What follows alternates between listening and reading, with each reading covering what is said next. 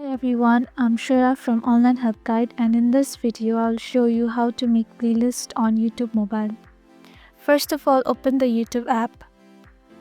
Select the video that you want to add to your playlist.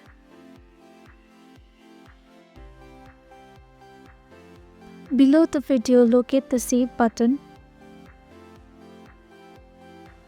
If it's not visible, then tap the three-dot menu and select Save. Then again tap on the Saved option and then tap on New Playlist. Enter a name for your playlist. Now set the playlist visibility to your liking. Select Private if only you want to view it. After naming the playlist and setting its visibility, tap on Create button. Video will be named to the newly created playlist. And that's how you can make playlist on YouTube mobile.